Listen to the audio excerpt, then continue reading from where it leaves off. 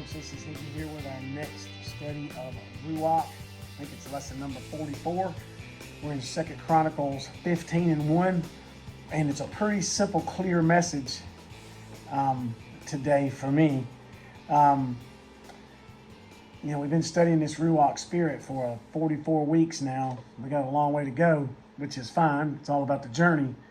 But today's really clean message. Let's read 15:1 and read 3 or 4 verses here, and then we can talk about it at the Bible study tonight. Now the spirit, this is 2 Chronicles 15 and 1. Now the spirit of God, which is the Ruach of Elohim, of God, the Ruach HaKodesh, the spirit of God came upon Azariah, the son of Oded, and he went out to meet Asa and said to him, "Hear me, Asa, and all Judah and Benjamin.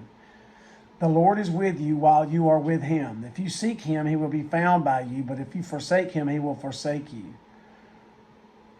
So let's just stop with those 2 verses. It goes on to tell Asa what God has done and will do. But let's just look at this for just a minute.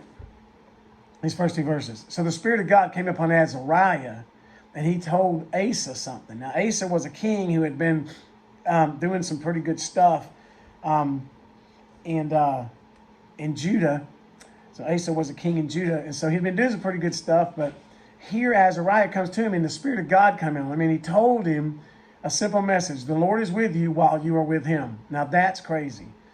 How simple is that? If you seek him, he will be found by you. But if you forsake him, he will forsake you. I wonder if when the Spirit comes on us, by the way, it has came on us, Pentecost, the Spirit is poured out on all flesh in the last days. There may be a huge wave of Spirit coming, but I know that on Pentecost, the Spirit was made available to all of us. And so if we have the Spirit, then why can't we tell people what Azariah told Asa? The Lord is with you while you are with him. If you seek him, he'll be found by you. But if you forsake him, he will forsake you. It's not a complicated message. Seek God and you'll find him. The Lord is with you while you are with him. We have to choose to be with him. We have to make a decision to be with him if we're going to experience him in our life. Let's read 3 or 4 verses here. For a long time, this is verse 3, for a long time Israel has been without the true God, without a teaching priest, and without law. But when in their trouble they turned to the Lord God of Israel and sought him, he was found by them.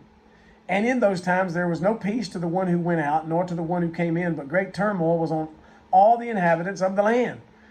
And isn't that what we have now? Our minds are so full of stuff with news and social media and TV and just everything that's going on, politics, and just our mind gets so full of stuff in the world that we lose focus on God, the peace of God.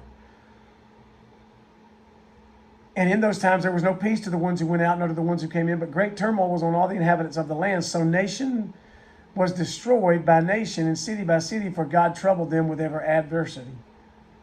But you, be strong and do not let your hands be weak, for your work shall be rewarded.